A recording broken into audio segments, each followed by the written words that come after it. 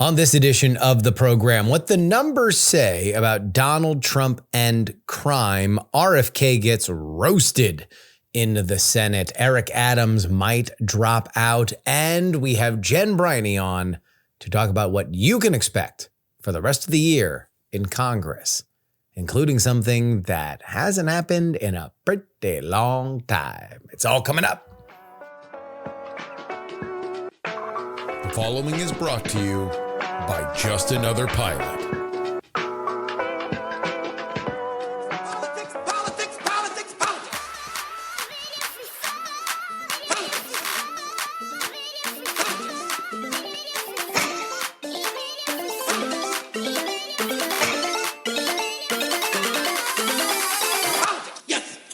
Hello and welcome everybody to the Politics program for September 5th.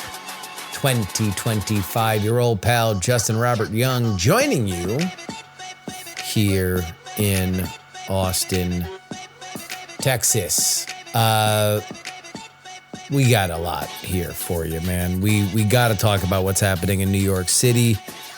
It appears that Donald Trump is going to airlift Eric Adams out of the humiliation of losing as a sitting mayor to Zohran Mamdani, clearing the way for Andrew Cuomo, who may be making a deal with Trump. Will Curtis Sliwa get a job in the Trump administration too? We will talk about all that. And then obviously we have not talked about what has happened in the CDC. Head of the CDC fired. I have not talked about it because, to be totally honest with you, I didn't really know how much to make of it. I mean, this was somebody who was with the CDC only 29 days. They were confirmed as part of the Trump administration. So I was like, huh? I mean, I didn't really know, but now we know a little bit more. RFK Jr. at the Senate on Thursday. He spoke, gave his side of the story, and the woman who was fired wrote an op-ed in the Wall Street Journal. So we know a little bit more about that. We will get into it. And a little bit of media news for you. Whew. A little bit of media news. You know, it only, eventually, us journalists, man, we get to the real story. Us. This is a biggie, though. You want to talk about a vibe shift? It appears as if Bari Weiss, I don't know. She who left the New York Times because it was too woke, she who started the Substack publication, The Free Press, looks to be selling that for $200 million to the new owners of Paramount CBS. And with that, Weiss will get control of the Tiffany Network's news division. 60 Minutes, the CBS Nightly News, revered iconography in the world of American media, now in the hand of somebody who was tossed out of the New York Times. We will go further into all that.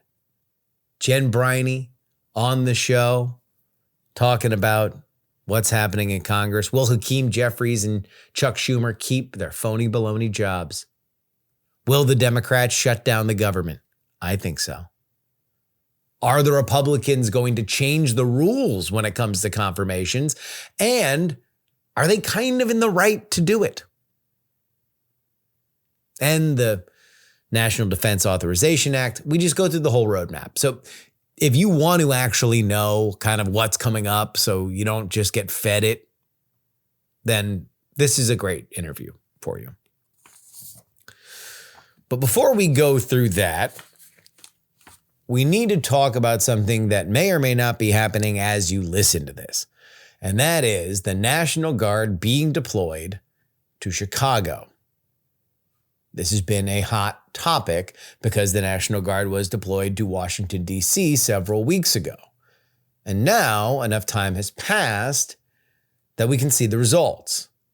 And so far, they've been good.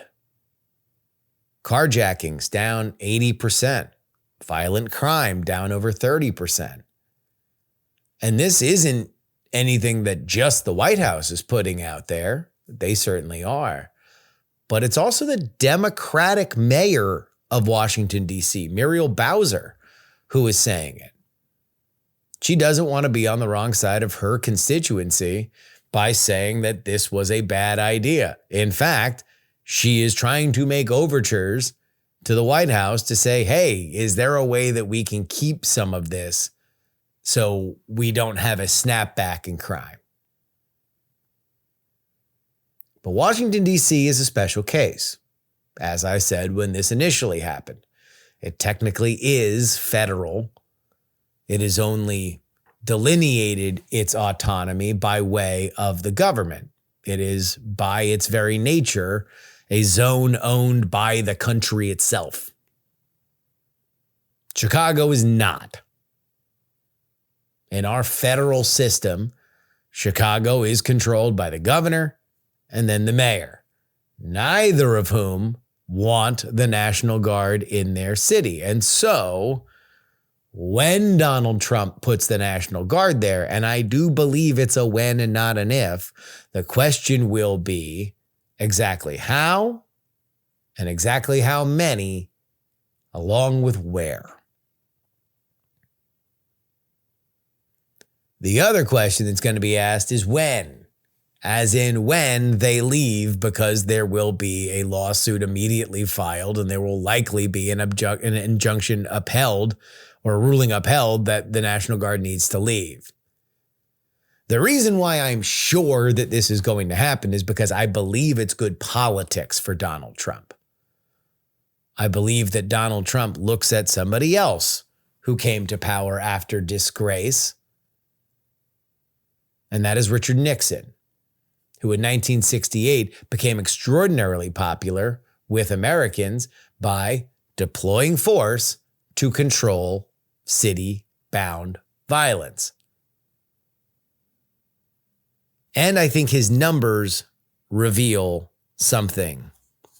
So I'm going to just read for you a few things here. This is Donald Trump's current, these are all Real Clear Politics numbers. Donald Trump's current approval rating on foreign policy, all right? 9.3 in the red. He is underwater by nearly 9.5 points. How about the economy? Down 11.5. How about inflation? This dude's damn near down 20 points. You got people that clearly do not like the job that he is doing on those three issues: foreign policy and two cracks at the economy. And I will say now, as I often say, that those are, well, foreign policy less so, and foreign policy swingy, right? If the hostages were released in Gaza tomorrow, that number would go up. If there were a ceasefire in Ukraine tomorrow, that number would go up. But the economy, not so much. And I will say this, the Trump administration is in danger of being in a bit of the Biden loop. Man, keep talking about how good the economy is. Keep talking about it. But if people on the ground don't feel it, at a certain point, it becomes insulting. It is ritual humiliation to realize that you have overpumped gas and you don't have enough in your bank account to pay for it. It is searing negative pain when you get to the checkout of your groceries and you realize in front of your kids that you got to pull something out of your basket and now they're asking questions as to why mommy's crying. These are intensely personal issues. And Donald Trump is not doing a good job, at least according to the American people. Here are issues where he is doing a better job. Immigration, very controversial. He is down 1.3 on aggregate. And all of the polls taken in August tell the following story. A tie, so 50-50 on the issue from a Harvard-Harris poll. Reuters had him down 8. Morning Consult had him up 10. And the Economist YouGov had him tied. So 2 outliers on either side of the street and then 2 ties. You know, considering how loud that is, how loud the conversation about ICE is, being essentially a 50-50 issue and that much more popular than where people seem to see him on the economy and on foreign policy, tells you that people are more aligned with him when it comes to how he is handling immigration. And that shouldn't be shocking, because we saw net popular polls for mass deportations during the last election. He is following through on what the American people were telling him to do. Not everybody, but enough people. But let me read you this. Crime. On crime. What is Donald Trump's approval rating in aggregate on this issue throughout deploying the National Guard to Washington, D.C.? +1. Of all those issues that do resonate with the American people, it is the only one he is net positive on. He looks at this as a winner. He looks at this as a signature part of his philosophy, which is, what if government actually worked for you? What if your government put America first? What he wants to frame this as is that the Democrats are lawless, who will stand to protect criminals and will wave a spreadsheet in front of your face and hopefully distract you from the fact that you feel unsafe, that you don't want to go on the subway late at night, that you know people in your neighborhood that have had their car broken in or have gotten stuck up. But don't worry. There's somebody who in column 1, cell C, says that crime technically is down. That's what he wants. He wants to draw that contrast. Is it federally illegal? 100%. And I think that the National Guard will be pulled back. But not before he makes that case. And the reason why is because of all those issues, the American people agree with him.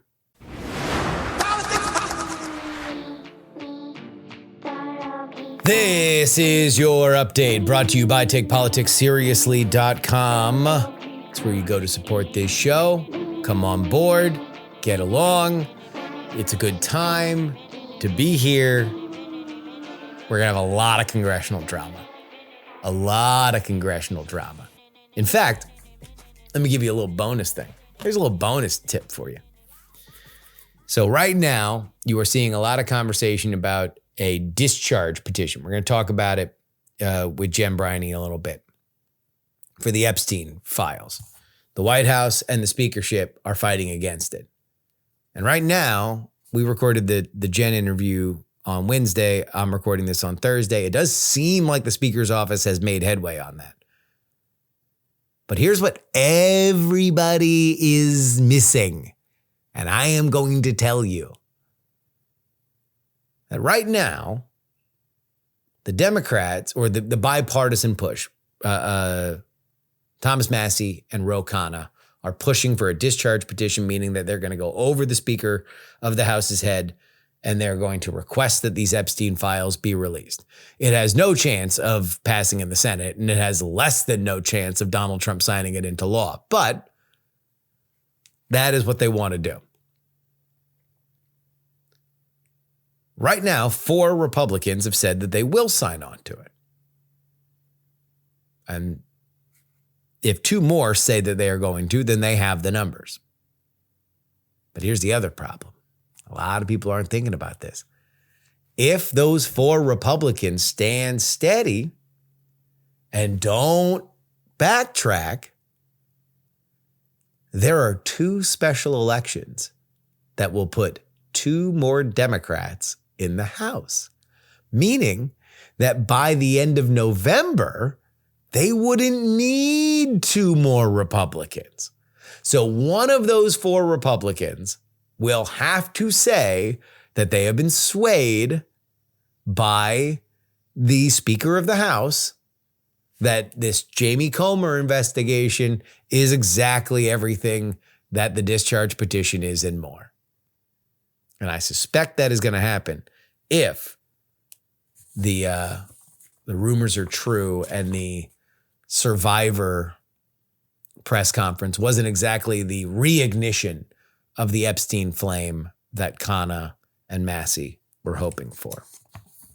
All right, let's get to some other stories that we didn't have a chance to cover. Health Secretary Robert F. Kennedy Jr. defended firing CDC Director Susan Menarez, saying that she admitted she was not, quote unquote, trustworthy when asked directly. This during a senatorial hearing on Thursday. Meanwhile, Menarez countered in a Wall Street Journal op-ed that Kennedy demanded she pre-approve recommendations from an advisory panel that he had reappointed after dismissing its initial members. She refused. Her lawyers have called Kennedy's claims patently ridiculous, that is Menarez's lawyers. Senator Elizabeth Warren and Bernie Sanders both pressed Kennedy for answers today, with Sanders signaling interest in Menarez testifying before Congress. Kennedy denied the pre-approval allegation, but admitted that he asked Menarez to fire career CDC scientists. The panel in question is set to meet in the middle of this month. So, a literal he said, she said, in that RFK is saying one thing and Menarez is saying the other. I read Menarez's op-ed, and it read like a lawsuit press release. She's being represented by Abby Lowell. Loyal Littles will remember as the smartest man in Washington because he takes any controversial case with the highest level controversy around it. He represented Hunter Biden. He's represented Republicans. He's represented Democrats. He's Abby Lowell. But I didn't particularly feel like in listening to RFK talk about this or listening to her talk about it that I felt that I got a full picture. It feels like there's a lot of like, well, obviously you understood, or there was some personal animus. It does not speak particularly well to RFK's management, let's say. You know, RFK and Trump have, not in temperament, well, maybe in temperament, they've got some similarities. And so the stuff that's happening around RFK right now kind of feels a little Trump 1.0. You know, Donald Trump hasn't fired anybody. You know, even Mike Waltz got reassigned, but it wasn't an ugly firing where he gave him a nickname. You know, stupid signal user Mike Waltz would have been the way that he would have gotten out in Trump 1.0. Hell, I thought Pam Bondi was toast after she reignited this Epstein stuff for no reason. And yet, she's not. Now, if you don't fire anybody for anything, you begin to get into Biden territory, who kept his entire cabinet intact. But I don't think that it was at a benefit to Biden. But still, we're relatively early in this in this particular term. But within, HHS's purview, which is what RFK's job is, it seems like there's just a lot of erratic, coming and going, which means to tell me that he was bringing on people that other people said were the right kind of people. And then he finds out that they're not the right kind of people. And so he fires them and calls them names. And that's exactly what happened with the CDC situation. Now, obviously in the backdrop, the big 800-pound gorilla. How much will HHS and the CDC affect the current vaccine regimen in the United States? Right now, we do not know the definitive answer, but we certainly have enough clues that are out there. If Menares is correct, as she said in her op-ed, then the people that are coming onto this panel are literally there to water down or defund and dismantle a vaccine regime in the United States. Now, this is obviously particularly controversial because of the COVID vaccine and vaccine mandates that surrounded it.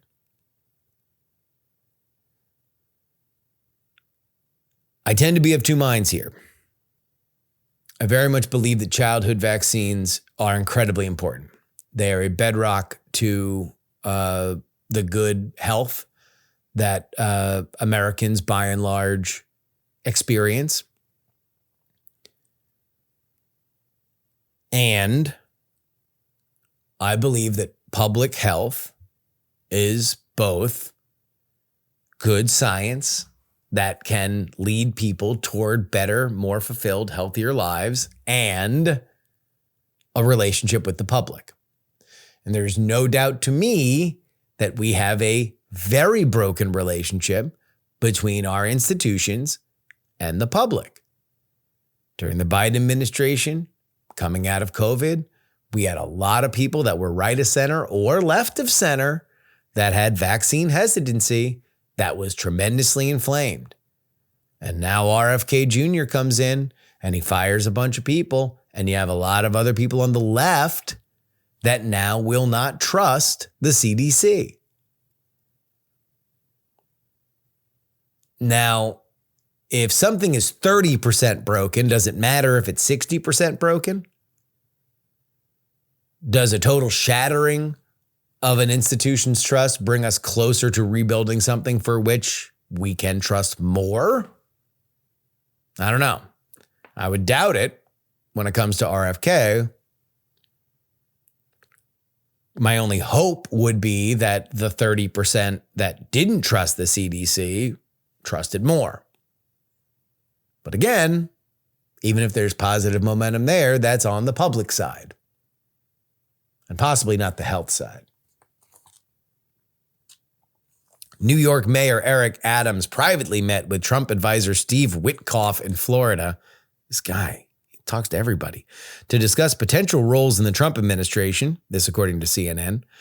Trump allies have floated offering Adams a position to encourage him to exit the mayoral race, which could help former Governor Andrew Cuomo consolidate opposition against Democratic socialist nominee Zohran Mamdani. No formal offer has been made. Trump has signaled interest in Adams joining his team. The meeting was apparently closely held, many aides unaware until reports surfaced.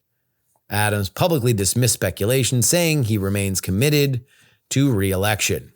His campaign characterized the trip as personal. A lot of buzz in the world of New York politics that Adams might drop, and a lot of buzz that Cuomo is in conversation with the Trump administration to help clear out both Eric Adams and Curtis Sliwa, so this can be a one-on-one with Mamdani. Now you might say, Jerbs, didn't you cover this before? Didn't you cover Cuomo versus Mamdani? Yes, I did. But that was only Democrats.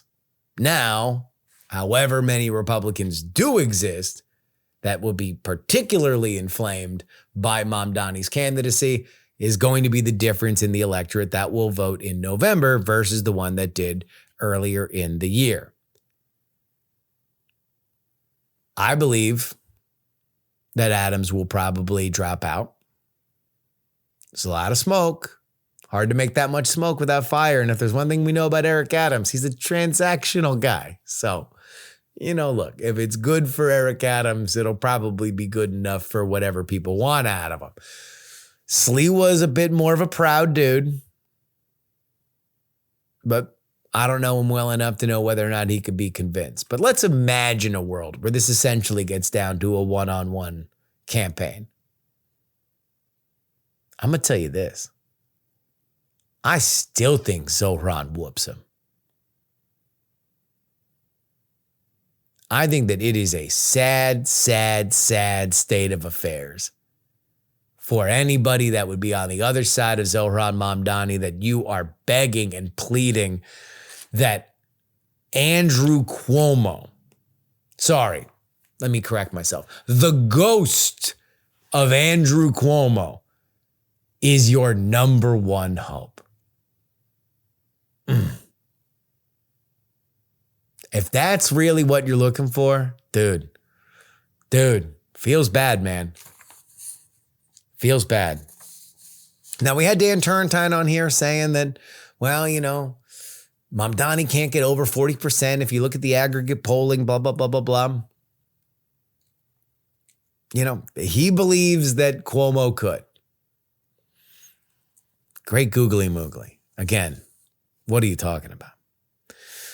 Finally, Paramount is nearing a deal to acquire Bari Weiss's media startup, The Free Press, for $100 to $200 million, also giving her a senior editorial role at CBS News, this according to Puck.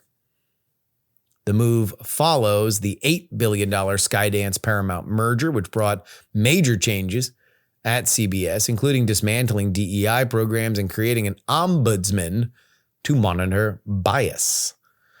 Weiss, who left the New York Times after criticizing its culture, has built the Free Press into a high-profile subscriber platform on Substack, where we're broadcasting from. Her potential arrival, seen as part of CEO David Ellison's modernization, has further unsettled CBS News staff already wary of newsroom independence. And, there are still some places that, even in the world of diminished television news, still matter to people. 60 Minutes still comes on after football. Face the Nation is still on every Sunday. CBS News still has as good of a chance as any and usually does secure one of the presidential debates.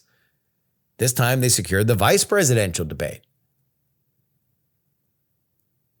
I would imagine that if they are putting themselves in the middle, that they will almost assuredly always get debates because they will be looked at as a more conservative-friendly outlet than, let's say, ABC or NBC News, which to conservatives are looked at as entirely ideologically captured.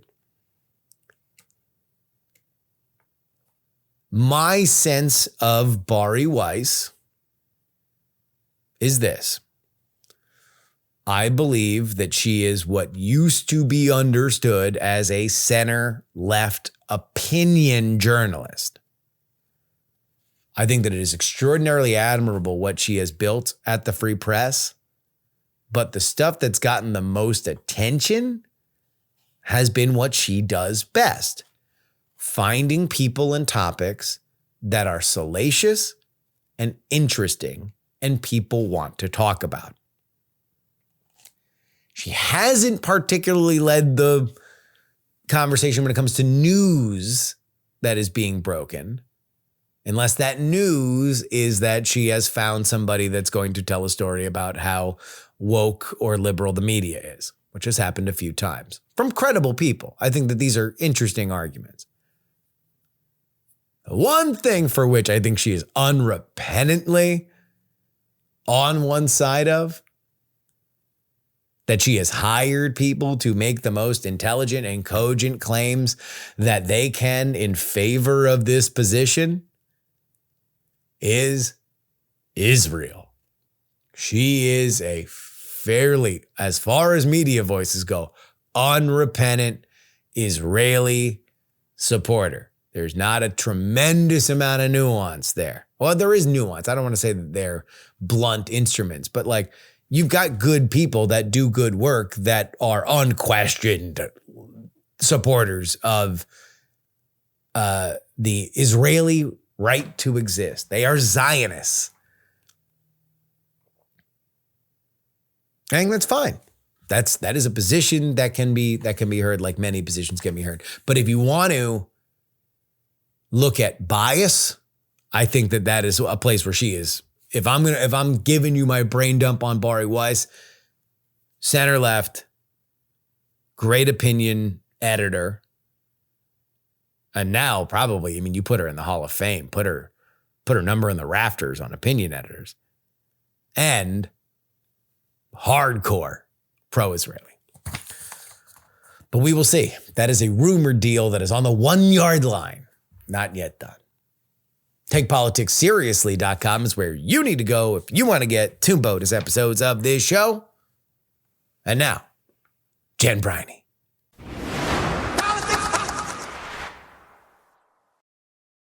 It is my joy, my pleasure, my dedicated thrill to welcome my co-host on We're Not Wrong and the host of Congressional Dish, Jen Briney, to the program. How you doing, Jen?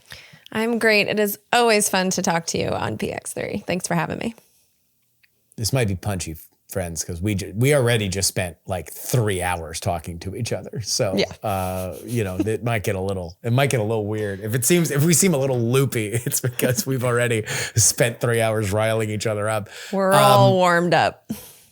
We're going to talk about the road ahead in Congress. There are a few things that always happen. The government needs to be funded, national defense, but also some things that might happen that are out of the ordinary. And so, as we are now contractually mandated, we're going to start with Jeffrey Epstein. The Summer of Epstein comes out. Ghislaine Maxwell was transferred prison. She saw her shadow, which means 3 more months of Epstein. Where are we right now with what's happening with any of the Epstein stuff?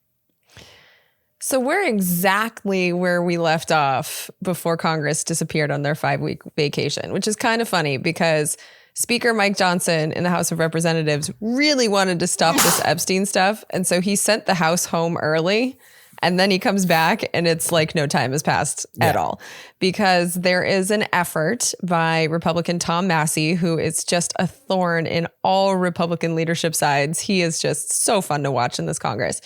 He's teamed up with Democrat Ro Khanna of California, and they are together gaining signatures, getting quite a few, for a discharge petition, which would allow the House of Representatives to vote on releasing all of the Epstein files, including the ones that the department... What does that mean, discharge petition? So a discharge petition, it forces a vote. So the way it is with most bills is that the speaker has a ton of power to really prevent, using his effective control of the Rules Committee, prevent certain bills from ever getting a vote. And so that's what's been going on. But if you can get 218 members of the House to sign a discharge petition, it forces a vote.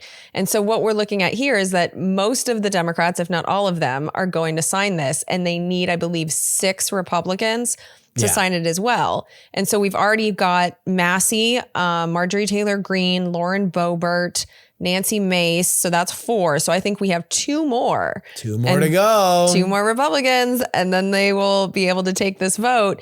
Now, signing the discharge petition doesn't necessarily mean they'll vote yes. So the vote still needs to happen. And we also don't really know what we're looking for here. So even if you get all the Epstein files, none of us even knows what that means. And I don't think a lot of us even know what we're looking for. So this is a lot of drama. It is irritating the speaker. It is very fun to watch. But my take on this is it's all a sideshow. So this is... Well, before we get to that, because we do have big stuff here, but okay, I have fresh leaked information from this very fight as we record on Wednesday, so it might be a couple days old. You might see it reported, but as of right now, I know that this is getting to us about as fast as it possibly can. Okay. The Speaker of the House, Mike Johnson, who is working in concert with the White House to stop this in its tracks, despite the fact that it's the White House and their own Department of Justice that caused all this mess by, issuing a case closed initiative for any Epstein stuff. That's what kicked all this off. But like you mentioned, there is now a battle. So the discharge petition is gaining steam, still needs a few signatures to go. And the argument from the Speaker is, hey, anything this discharge petition does, we already have going on with our oversight panel with Jamie Comer. And so what they have sent around, and I'm looking at it right now, it is a PDF that they have sent around, is a side-by-side comparison of the two. So members of Congress can make their own decision as to whether or not they want to sign on to this discharge petition or to just understand that Jamie Comer's thing is going, it's going to do the exact same stuff, if not more. And that's what this side-by-side comparison does. Not only does it say that it has requested all DOJ documents related to Jeffrey Epstein and Ghislaine Maxwell with a binding subpoena that has the force of law, and then the discharge petition does not have a binding subpoena that has the force of law. It also says that the following things are not done by the discharge petition: requesting all documents from the Epstein estate related to Jeffrey Epstein and Ghislaine Maxwell with a subpoena that has the force of law. Issued 11 deposition subpoenas for testimony. Requested Jeffrey Epstein and Ghislaine Maxwell's bank records from Treasury. Received approximately 34,000 pages from DOJ with more forthcoming and has made all pages public.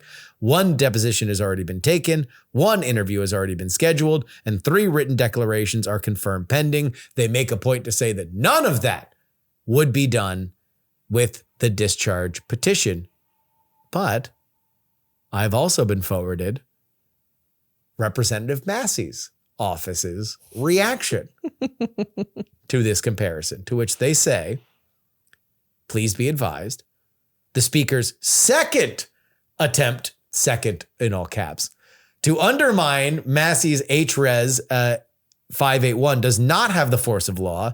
581 does.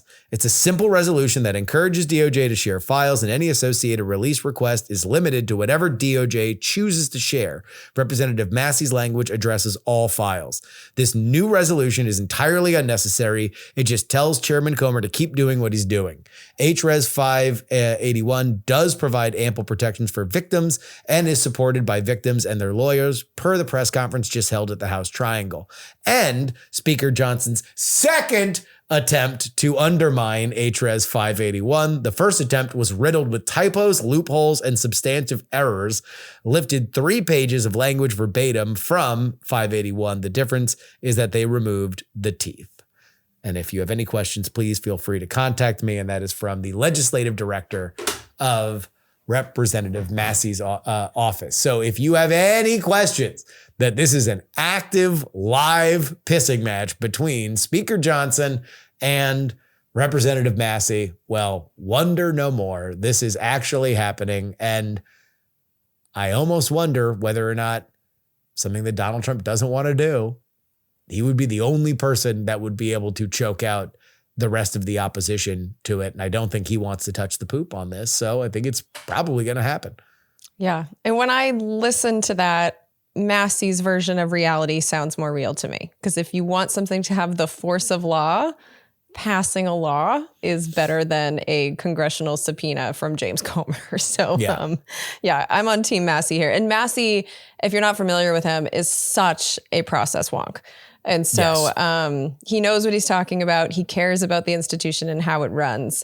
And I think in general, he is more of a good faith actor than Mike Johnson or James Comer, to be honest. So, the fire, I mean, when it comes to drama this month, this is going to be the top story. It's going to be low hanging fruit, although it is far from the most important thing going on. But like, this is going to suck all the air out of the room, which is unfortunate because there's more important things going on. But Yeah, we're going to hear a lot about this. It didn't go away. Johnson hoped it would go away over vacation, but it didn't at all. I do think that it's lost steam amongst the public and possibly even some of the media, because now that we've taken, I mean, we're on what, month 3 on dealing with all this, like since the DOJ memo. I know for me, at least, the further you look into this, the more you're like, what are we looking for? Like what's happening? Like, so we had the thing. It's for something that has become popular because it was simple.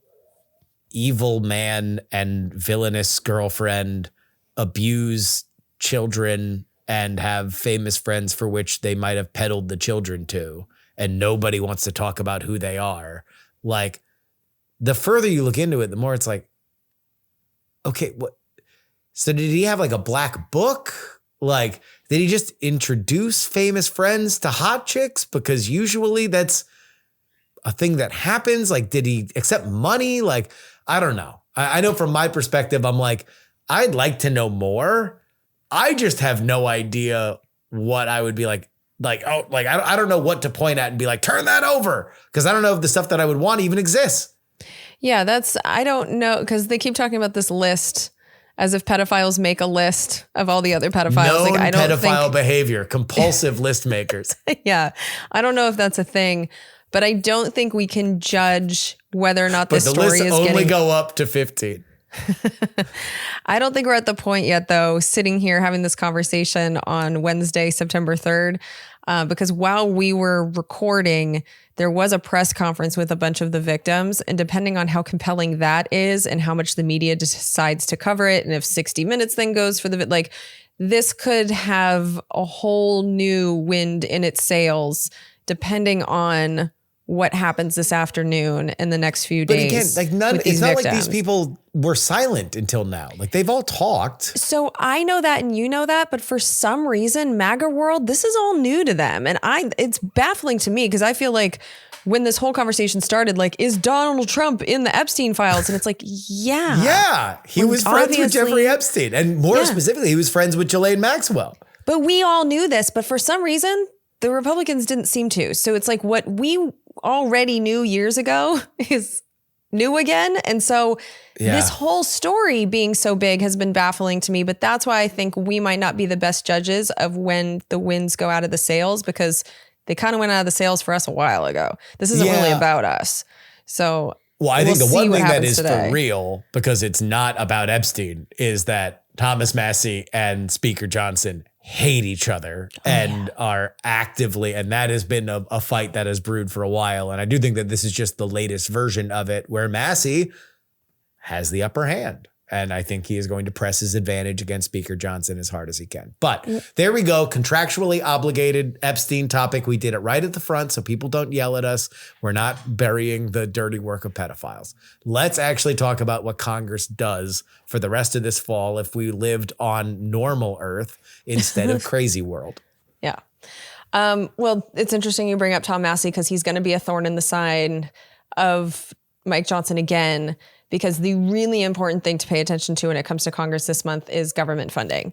Yes. I know it feels like we have a crisis every year and that you feel that way because we do, but some years are going to be worse than others. I think this one it's setting up to be pretty bad. So government funding, there are 12 different appropriations bills, appropriations being funding, that are supposed to pass every year by September 30th. Where we are right now is that one has been signed into law.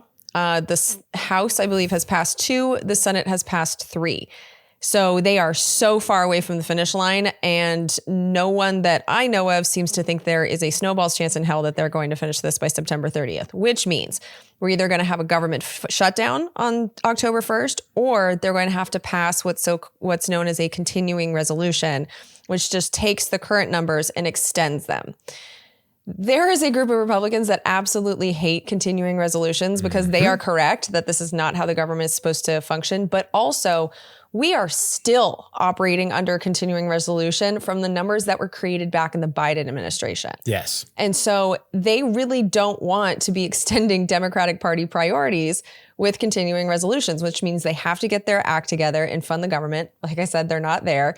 And so there is going to be a battle, as there always is within the Republican Party itself, about, are they going to do a continuing resolution? And then you throw the wrench into it to where there's a significant number of Democrats that seem to think that threatening a shutdown gives them leverage. I personally think it's a terrible idea, but I hear it mentioned way too much. So I think we also have to prepare ourselves for the Democrats to do the thing that they have rightfully said for over a decade you should never do, and use the government functioning as leverage. They are now changing their tune on it. At least some of them are. So I think we're also in danger of the people who have been the adults in the room going all Benjamin Button and becoming children and shutting down our government. So I think we're in a really serious crisis point here when it comes to government funding. And just buckle up. So let's look at those two things separately. So there's a Republican fist fight, and then there's the Democratic fist fight. Let's start with the Republican side of it. I totally agree with you. There's a bunch of CR hawks. The thing that we don't know, especially in the House, where things are going to be raucous as they always are, and what I don't think people realize is Speaker Johnson has been effective in these big fights when he has Donald Trump at his back. The best thing that Speaker Johnson has done is been a dumb pipe for White House power.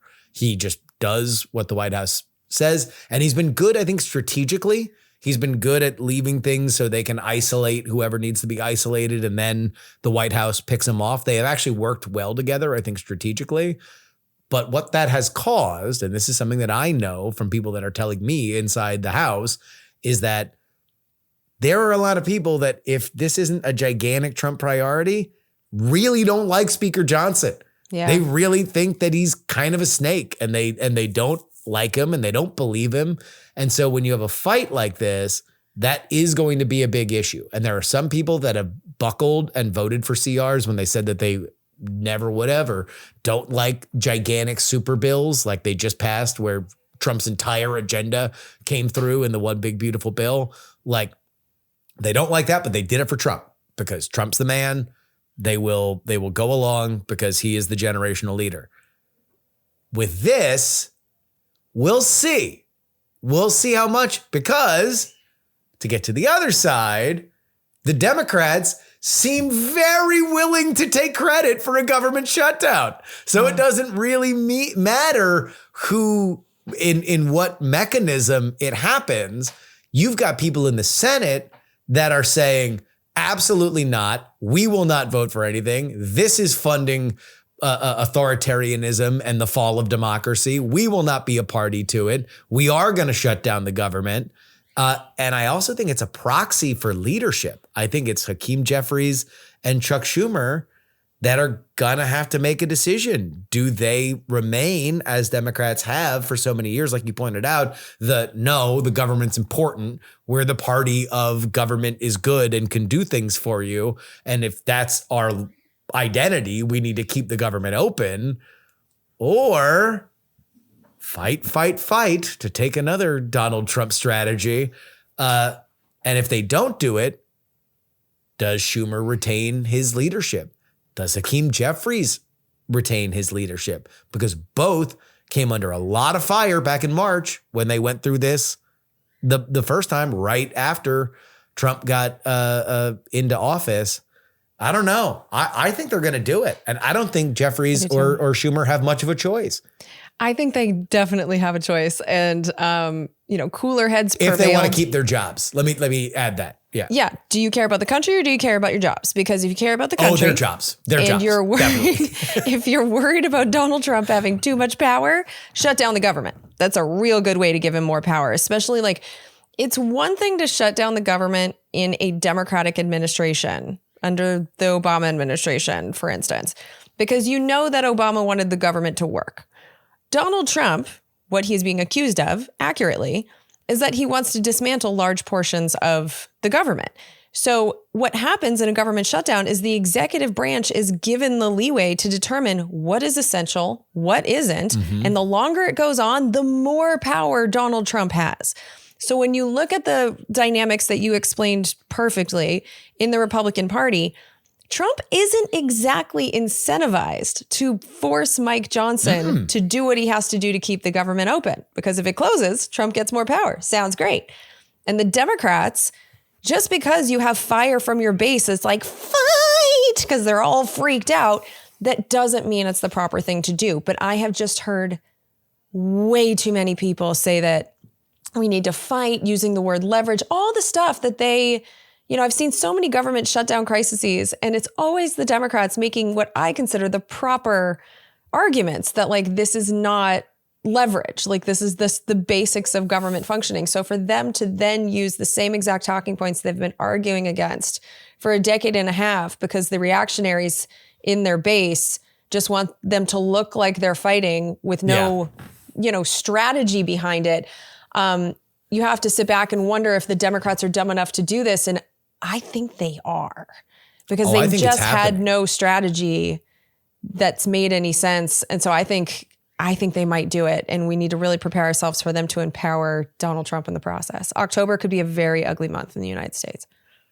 Jen, I think that there is a very weird thing that's happening with the Democratic Party, where they feel so demoralized, they feel so almost catatonic because of what has happened with Trump's administration, that their default is we must become the Republican.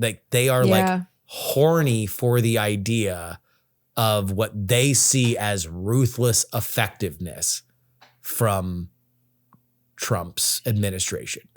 And so it's bit by bit, you see the most popular things you could do in the Democratic Party is to act like what liberals think a Republican is, or Trump specifically in Gavin Newsom's case, where it's literally, my brilliant stroke is I'm going to tweet like Trump and everyone's going to act like this is some brilliant piece of satire, when it's no, you just like that.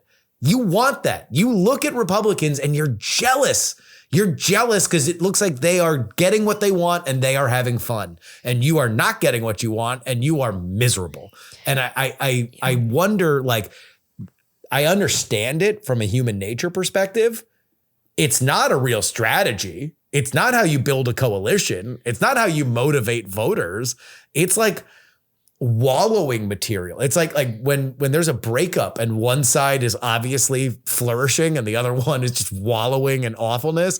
That's what I see now in our broad political coalitions that come into two parties.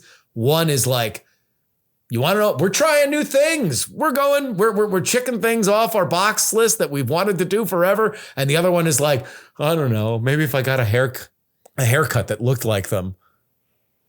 Well, I think you're absolutely right. And I also think this is nothing new. I think this has been going on for decades, where the Republicans have been more effective. And so the Democrats just more and more try to be the Republicans.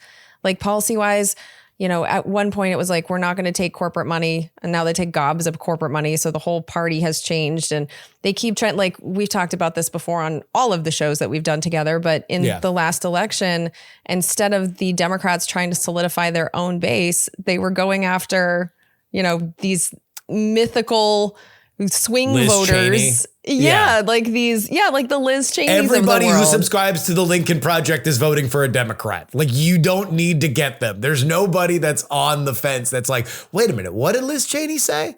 I guess I am voting for Kamala. That's a fictitious person. That's a fake person. Yeah. They keep trying to appeal to this imaginary Republican that's going to come to their side, as opposed to going further left to the people that have felt politically homeless forever and now are leaving the Democratic Party because it's just I can't stomach genocide and corporate funding of all of the elections, or, not letting us pick our candidate last time. There's just a lot of things that people to the left of the Democratic Party can't support in that party. And yet the Democrats keep instead of trying to be different, they keep trying to be Republicans, and it's not working for people that don't identify as Republicans. Surprise, surprise. And so here we have another example where their strategy, if they do shut down the government, is to do exactly what the Republicans did. I don't think it's going to work. I don't think it's going to work policy-wise, and I don't think it's going to work politically, because I know I won't be able to support it. But it's what the Democrats seem to do. They just want to be Republicans, and it's. But on the other side, if Schumer signed a CR, I think he might lose. He might be out as speaker. I think that there are people like Chris Murphy that would like that's the guillotine, and I don't think that Chuck Schumer has the courage of his convictions to do it again. I think he got burnt so bad in March that I think he'll. I mean, you're already seeing the gears turning, because Jeffries and Schumer sent a letter to Thune and Johnson saying, "Hey, we're gonna shut down the government unless you reverse all the Medicaid stuff from the one big beautiful bill," which was like, that's a no-go. That's as dumb as the Republicans saying like, "Hey, give us money to build the wall or we're shutting the government down." It's like, it's a non-starter from the jump that they're hoping has political downstream advantages, but they don't seem to be realistically even negotiating. Yeah. And it's just another example of a elder statesman of the Democratic Party that is seemingly poised to put his own career above the country. I mean, we saw this with Joe Biden, and now we're seeing it again, possibly with Schumer, if this is the path he decides to go down. But he's doing let's give what him credit, his base though. wants. In March, he did do the right thing. So He did. The government did stay open. So let's give him a chance. But I am also hearing what you're hearing, like the drumbeat for shutdown, because there are some people that just want the Democrats to do something. Yeah. But I'm of the mind that it matters what the something is. And well, that's ridiculous, Jen. How can you judge what the thing is when all we want is something? Yeah. So I guess my point is that I think come October 1st, there's a good chance we're in a government shutdown. And I think the Republicans who do have the power here are incentivized to have it go on as long as possible. Yeah. I have travel plans in October. I am concerned about that because this eventually affects TSA agents and Border Patrol agents, and it affects a lot of people. So just prepare yourselves in October, possibly November. It's going to be a messy fall. Yeah. This is the same thing with the stupid Texas Democrats that, bravely went to lobby bars in Illinois and New York, and then came back and approved the maps that they were so upset about, or provided quorum so they could do that. It's like, cool, you're going to do the thing.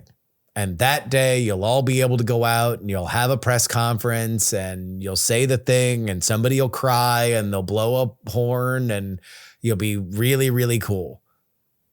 Fast forward a week. Mm-hmm. What changes? It's like Cory Nothing. Booker doing that really long speech of his, and then the next day voting for Jared Kushner's dad, his criminal father, to be an ambassador. It's like, okay, thanks for the resistance speech.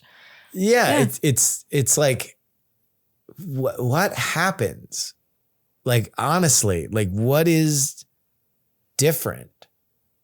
It's performative, unfortunately.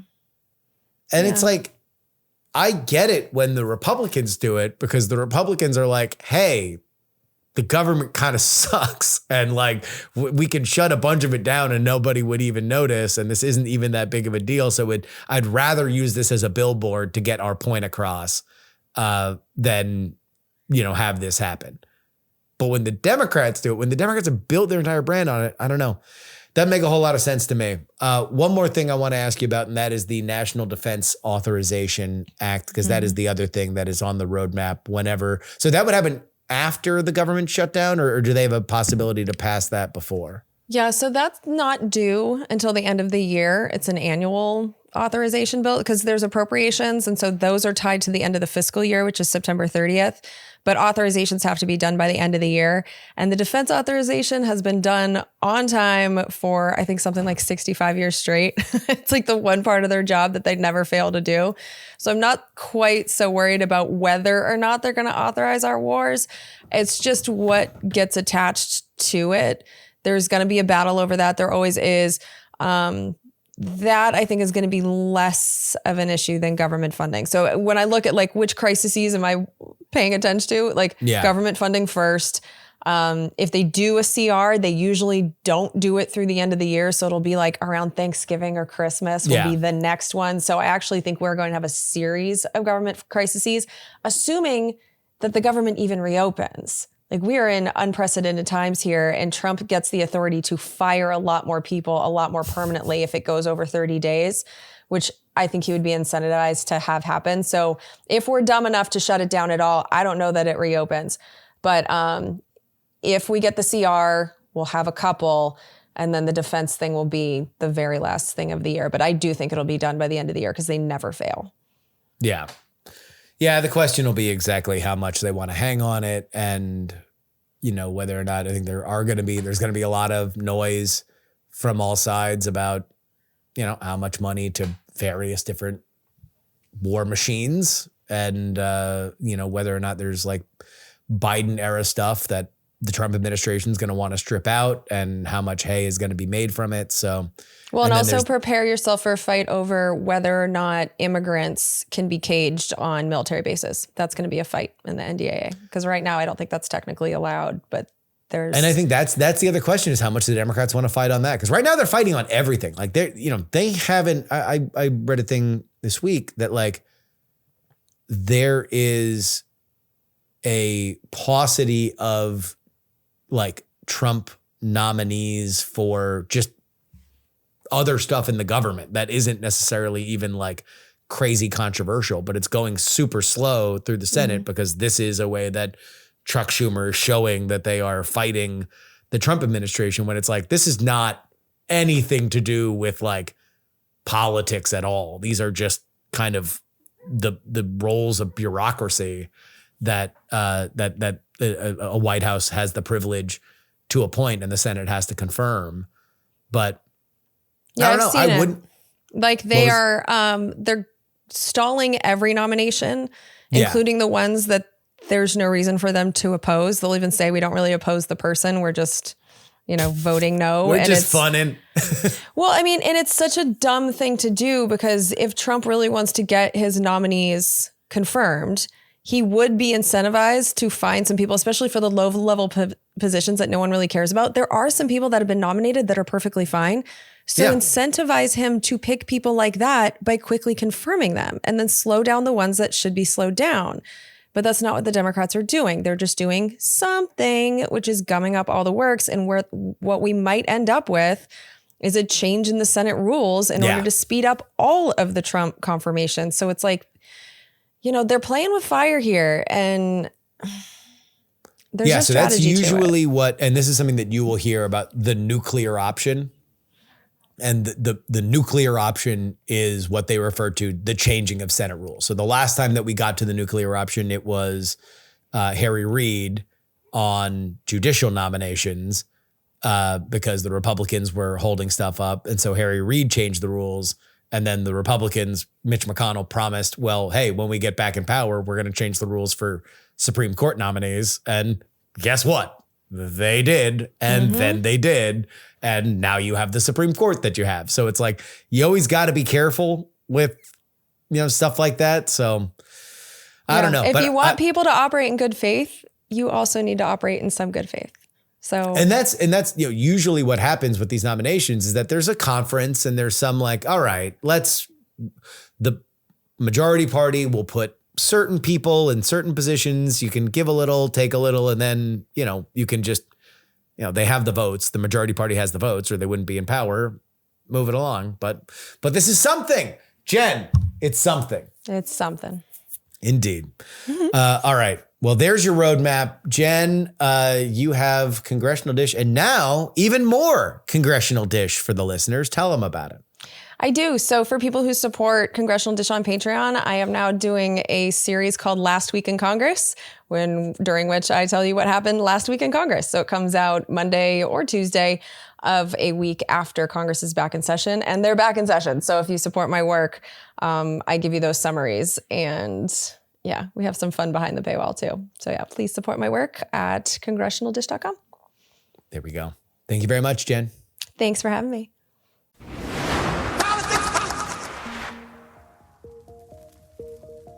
And that'll wrap it up for us today. Politics, written and hosted by me, Justin Robert Young, for Dog and Pony Show Audio in Austin, Texas. You can email me, theyoungamerican@gmail.com. Find and follow, share clips of this show. TikTok is Justin R. Young. Twitter is Justin R. Young. Or mostly find us on YouTube. Politics. We love it. Support us on PayPal, paypal.me/payjury. Venmo is Justin-Young-20. Cash App is PX3Cash. And you can send me anything you'd like in the mail. Post Office Box 153184, Austin, Texas 78715. Again, that is Post Office Box 153184, Austin, Texas 78715. The only place you get our bonus content is TakePoliticsSeriously.com. $3 a week. It's $12 a month. That's all you need. And you get 2 bonus episodes each and every week. We talked about a lot of stuff on the episode on Thursday. Good time. What did we talk about? Oh, we talked about the Iowa race. We talked about a bunch of stuff. It was a good time. Anyway, be a part of it. It's up to you. TakePoliticsSeriously.com. But if you want your name read on the show, well, there is only one place to do that. And that is signing up for our foundational tier, including Sonny Black, L3PO, Peepaw, Scott, Middle-Aged Mike, Tom, Sarah Jeannie, Jeremy, Pro Idiot, Chiller Tomatoes, oh yeah, it's Adam, Neil, AB Puppy, Dr. Whiskey, Michael, Fat Tony's PJs from New York, Will, The Borge B, Matthew, Matt, Andrew, Edwin, Sam, Andrew, Phil, Edison, Devon, Paul, a dog named Checkers, Gloria, Jerry, Trucker, John, Berkeley, Stephen, and Zombie Doc. Hey, come on down. Be a part of it. It's all coming up. All right. We'll be back for the subscribers on Sunday, and we will be back on Wednesday. Fun times. Summer's over, baby. Time to get to work. Put on your spooky pants because we're going to barrel into fall. But that'll be next week. Till then, this is your old pal, Justin Robert Young, saying... Some shows talk about politics, others talk about politics, still more discuss politics, but this is the only show that dares discuss all 3. Diamond Club hopes you have enjoyed this program. Dog and Pony Show Audio.